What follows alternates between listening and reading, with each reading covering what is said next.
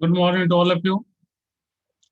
आज के computer graphics इस क्लास में हम लोग जो टॉपिक पढ़ने जा रहे हैं उसका नाम है 3D ग्राफिक्स। ठीक है, 3D ग्राफिक्स मतलब जिसके अंदर हम लोग पढ़ेंगे 3D ट्रांसफॉर्मेशन। ठीक है, और इसके अलावा भी जैसे कि back face remove, hidden surface removal. ठीक है, ये सब टॉपिक्स हैं। तो सबसे पहले हम लोग शुरू करते हैं 3D ट्रांसफॉर्मेशन। 3D ग्राफिक्स का जो पहला टॉपिक है, 3D ग्राफिक्स चैप्टर का जो पहला हमारा टॉपिक है उसका नाम है 3D ट्रांसफॉर्मेशन। आप लोगों ने जस्ट हाल ही में पढ़ा था 2D ट्रांसफॉर्मेशन। तो 2D ट्रांसफॉर्मेशन और 3D ट्रांसफॉर्मेशन में बस एक मेजर जो डिफरेंस है वो इतना ही है कि 2D ट्रांसफॉर्मेशन में क्या होता है, जो भी वर्क होता है वो 2D प्लेन पे होता है। ठीक है, मतलब किसी ऑब्जेक्ट को हम 2D प्लेन पे रिप्रेजेंट करते हैं, बस शॉर्ट में समझिए इस तरह से। और 3D ट्रांसफॉर्मेशन में लोग क्या करेंगे, किसी भी ऑब्जेक्ट को 3D एक्सिस मतलब कि 3 डायमेंशनल वे में रिप्रेजेंट करेंगे।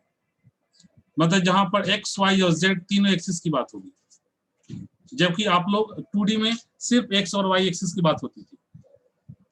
ठीक है, तो देखिए आप देख रहे हैं आपका स्क्रीन सेट किया हुआ और आपके स्क्रीन पर दिख रहा है, लिखा हुआ है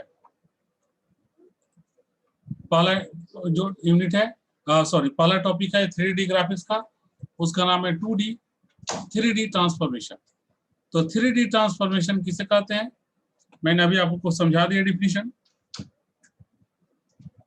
देखिए यहां लिखा हुआ भी है, the 3D transformation are standard extended form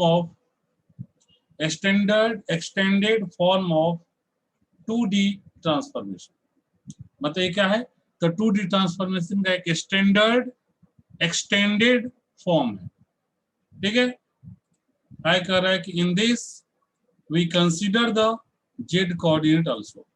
मतलब कि हम लोग 2D में क्या करते थे, एक्स और वाई को कंसीडर करते थे, इसमें कहता नहीं एक्स वाई के अलावा एक तीसरा यानी जेड, यानी कि तीनों एक्सिस को कंसीडर करेंगे। ठीक है, अब ये भी यहां भी कह रहा है कि जिस तरह से 2D ट्रांसफॉर्मेशन में आपने देखा था कि 2D ट्रांसफॉर्मेशन 5 टाइप्स का होता है, उसी तरह से 3D ट्रांसफॉर्मेशन भी 5 टाइप्स का होता है। There are 5 types of 3D transformation. पहला ट्रांसलेशन, दूसरा रोटेशन, तीसरा स्केलिंग, चौथा रिफ्लेक्शन और पांचवा शेयरिंग। यहां भी ये पांचों होता है। तब हम लोग सबसे पहला देखते हैं ट्रांसलेशन।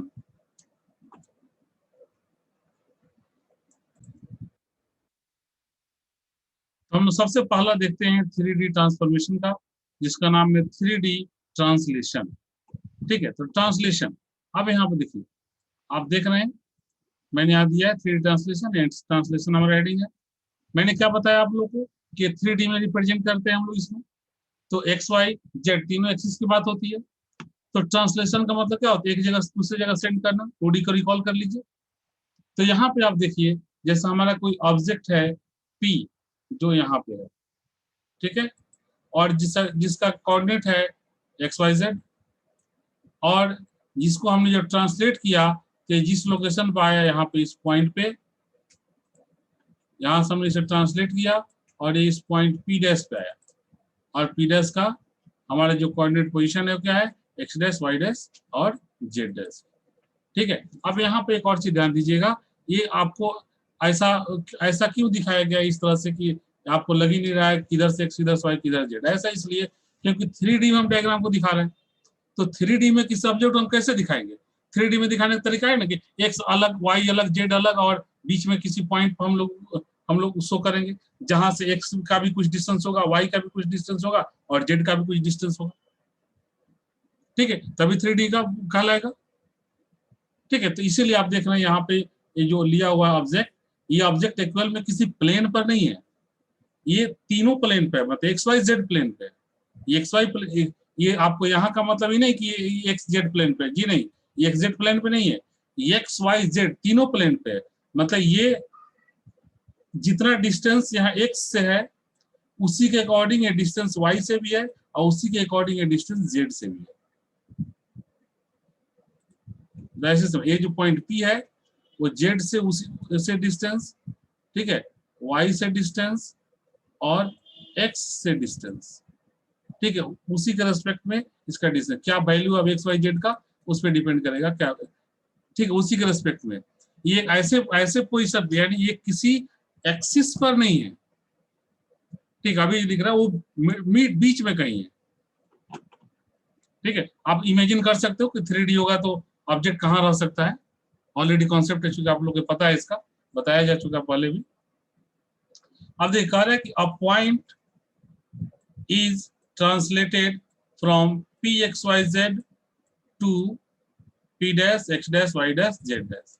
यहाँ देख रहे हैं पी एक्स वाई जेड है और ट्रांसलेट होगा p dash x dash y dash z dash हो जा रहा है,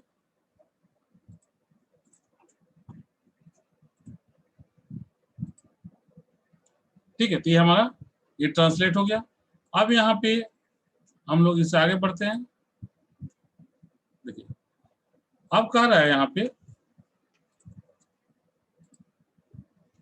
कि 3D transformation matrix for translation with homogeneous coordinates. ध्यान दीजिए, होमोजेनियस कोऑर्डिनेट की बात मैंने शुरू में बताया था, 2D में भी बार बार हम लोग एक मैट्रिक्स फॉर्म एक होमोजेनियस फॉर्म की बात कर रहे थे, तो यहाँ भी हम लोग मैट्रिक्स फॉर्म होमोजेनियस फॉर्म की बात करेंगे, ठीक है। तो होमोजेनियस फॉर्म की जब हम लोग बात करेंगे तो देखिए होमोजेनियस फॉर्म में हमारा यहाँ पे डायरेक्ट हम लोग आगे अगर इसी को हम लोग अगर क्या करते, अगर हम लोग सिंपली अगर मैट्रिक्स फॉर्म में लिखते तो कितना होता, मैट्रिक्स फॉर्म में लिखते थे 3x3 का मैट्रिक्स में लिखा था, ठीक है। लेकिन मैंने बताया जब होमोजेनियस फॉर्म होता है तो एक बढ़ जाता है, ठीक है। तो यहाँ पर देखिए जिससे 2D में हम लोग थे तो उसका मैट्रिक्स फॉर्म 2x2 में लिखते थे, लेकिन होमोजेनियस फॉर्म 3x3 का मैट्रिक्स फॉर्म में लिखते थे।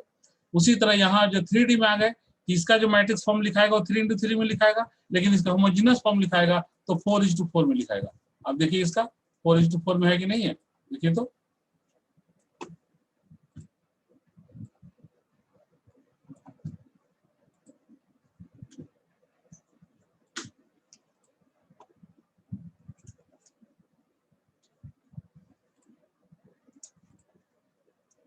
देखिए यह है 4:4, 1 2 3 4 1 2 3 4 4:4 के फॉर्म में।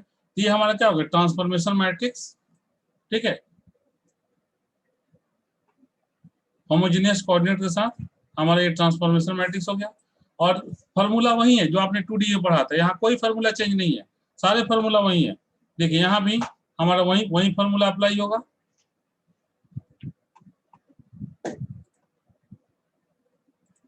P dash equal to t dot p, t into p. P dash का क्या हो जाएगा, अंतर इतना तक वहां 2D था तो सिर्फ एक्स डैश वाई डैश 1 होता था, यहाँ 3D है x dash y dash z dash 1, और टी का तो अभी निकाले हम लोग ऊपर में, t x t y t z यहाँ पे है होगा, और फिर एक्स वाई जेड 1, ठीक है। तो हमने जो अभी ट्रांसफॉर्मेशन मैट्रिक्स वहां निकाला था, ठीक है, बस उसको पुट कर दिए। आप 2D में निकाले हुए हैं, कोई दिमाग नहीं लगाना, बस सारा कॉन्सेप्ट वही है, सारे का सारा कॉन्सेप्ट वही है, ठीक है। थोड़ा बहुत चेंज है जहां वहां मैं आगे बताऊंगा, ट्रांसलेशन में तो खैर कोई चेंज नहीं है, ठीक है। ये हो गया हमारा। अब यहाँ पे हम लोग अगर इसके आगे अगर बात करते हैं तो क्या होगा, देखिए ये तो हमारा हो गया क्या, ये हमारा बात हो गई जो हमारा ये रो मेथड था। कॉलम मेथड की जब होगा तो कैसा होगा, इन होगा। देखिए कॉलम मेथड फॉर्मूला तो ऐसे हो जाएगा, याद कीजिए, बताए थे क्या, p dash equal to p into t, सिर्फ इतना ही चाहिए था। तो देखिए p dash x dash y dash z dash 1 और पी इंटू टी, तो पी हो गया हमारा एक्स वाई जेड 1 और टी हो गया निकाले ट्रांसफॉर्मेशन मैट्रिक्स, ठीक है।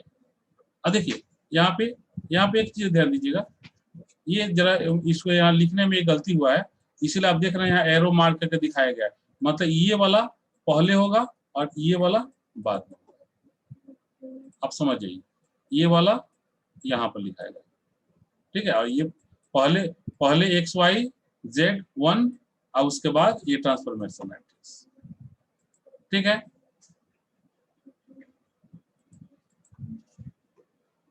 और यहाँ पे इक्वेशन क्या निकलेगा, वहीं से बिल्कुल जैसे हमने यहाँ से हमारे यहाँ से इक्वेशन क्या निकलेगा जरा बताइए तो, आखिर हमने ये फॉर्मूला जो फाइंड आउट कर लिया कैसे किया, यही ना था हमारा एक्स डैश इक्वल टू क्या था, एक्स प्लस टी एक्स, मतलब transformation matrix with respect to x, y dash equal to y plus t y. हम जो 2D में थे इतना ही लिखते थे, 3D में आए थे एक और बढ़ गया, z dash equal to z plus t z, एक तो बढ़ गया। अब ये हम लोग ट्रांसफॉर्मेशन मैट्रिक्स यही इसी की हेल्प से निकालते हैं, आप सभी को पता है, ठीक है। 2D में हम लोग वही काम किया, देखिए तो यहाँ पे ये जो ट्रांसफॉर्मेशन मैट्रिक्स आखिर हमने जो निकाला है, देखिए तो इसी से निकाला है ना, देखिए इसमें सेट हो रहा है कि नहीं हो रहा है। X dash equal to x plus t x, तो देखिए एक्स टी एक्स, ठीक है, होमोजेनियस फॉर्म में इस डायरेक्ट। फिर यहाँ देखिए वाई डैश इक्वल टू, देखिए y t y, z dash equal to देखिए जेड टी जेड, बाकी तो बैलेंस करने के लिए वन होता है, ठीक है। तो बस इसी यही कॉन्सेप्ट है हमारा, यही है कि लास्ट में, इसलिए आप देखिए उसी चीज को हम लोग यहाँ पर लास्ट में लिख दिया गया है, x dash equal to x plus t x, y dash equal to y plus t y, z dash equal to z plus t z. Here t x t y and t z especially the translation distance for the coordinate direction x y and z।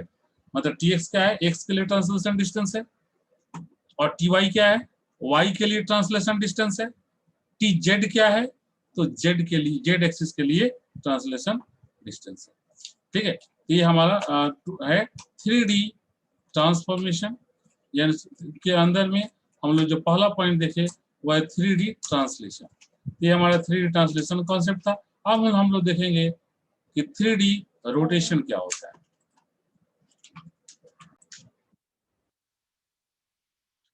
Okay, तो हम लोगों ने आज देखा यहाँ पे 2D